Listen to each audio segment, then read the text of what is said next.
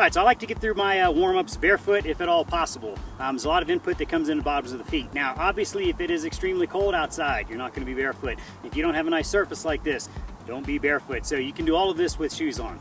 So the first thing we're going to do is just go through some mobility. So feet together, arms overhead. And what I'm going to do is demo a couple of these, but then tell you how many you should do when you go through the warm-up. So arms overhead, and the big thing is a hip shift.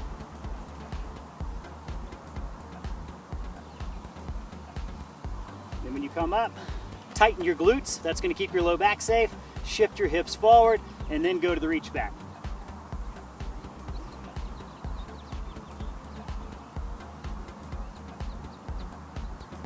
Now we're going to go two more positions, so we're going to go ahead and go duck-footed. Same thing. Drive your hips back, then fold. Come back up, always tighten your glutes, shift your hips forward, and then reach back. So 2 times there, and then we're going to go ahead and go pigeon-toed. And with pigeon-toe, we're not going to reach overhead. We're not worried about the back bend. We're just going to focus on the hip shift.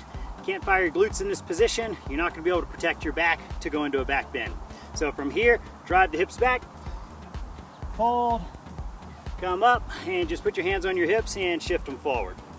All right, 2 times. So now we're going to take just a small step sideways, a couple of inches, and then once you step, you're going to shift your hips that direction, and you're going to reach up and over, creating a nice long side body line here. And with most of these, you're going to go through it about 3 times. Now you can always do more. If you're a little more sore, feel like you need to kind of loosen up a little more, you can always do more. All right, after those side reaches, we're going to go to hip width, maybe a little bit wider. Same thing we started with, drive the hips back. But now we're going to drop into a deep squat. Now, you may not have enough ankle range of motion to get here on a flat surface. If your shoes are off, put your heels on top of the toe box and that'll give you a little lift, or just find anything you can roll up, put your heels on to allow you to get into this depth. Now from here, I'm going to keep my hands at my toes and then straighten the knees. And so we're going to go through 2 to 3 of these. All right, now plant one hand on the inside of your foot, and this is going to allow you to block that leg out, and you're going to reach and rotate. Now remember, rotate from the sternum. And then the other way. So we're going to go ballpark 3 times each side. All right, from here, let's go through a few cat-cows. So with your cat-cows, we want to make sure you're driving it through the upper spine, not dumping it through the low back. So we can come all the way up, or I guess cat-camels, however you like to describe these. Coming down, I'm going to fix my hips and drive all of that through my thoracic, and then back up. So somewhere maybe like a total of a 10 count. Now we're going to go into a push-up position, and then bring the foot forward. Big thing is, back knee needs to be completely straight, and then sink your hips. And then go to the other side.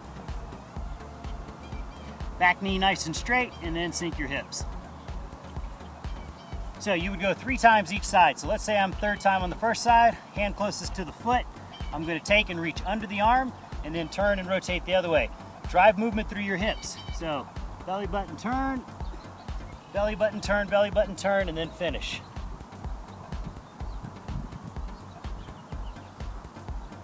So 2 to 3 of those, then you're going to plant your hand on the inside of your foot, spin the back foot, lean in, and rotate the other way, drive it through the hips.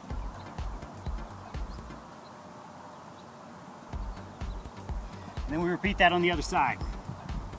So the first one is under the arm, and then I'm turning my belly button to the right as far as I can, and then unwinding the rest.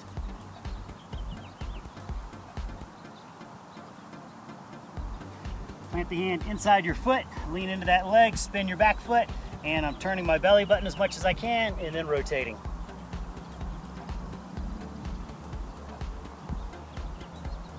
And then back down. All right, now standing, we're gonna go through a series of a side lunge, and then basically like a bowler, but we're really working on that stretch for your hip. So we're not gonna try to turn it into a curtsy or anything like that. 2 things on your side lunge. Make sure your foot is square here, not turned out.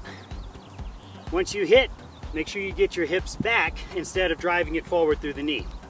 So side lunge, as much depth as you can get, come up, step behind. You're gonna drop that shoulder, kick the hip out, and you'll feel that lateral hip stretch.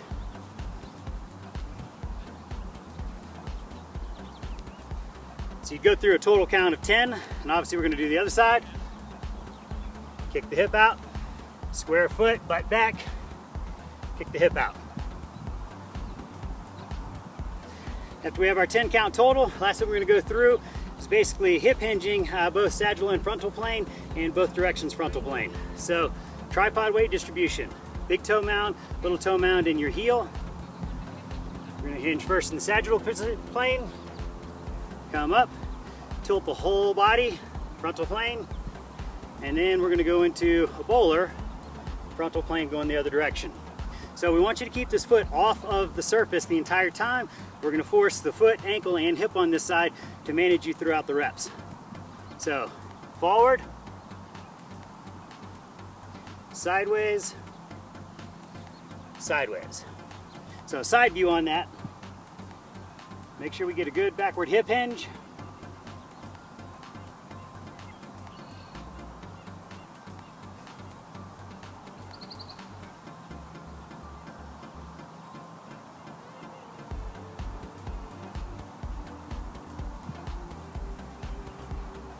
All right, so now you've loosened up. Now it's time to go into some kind of activation.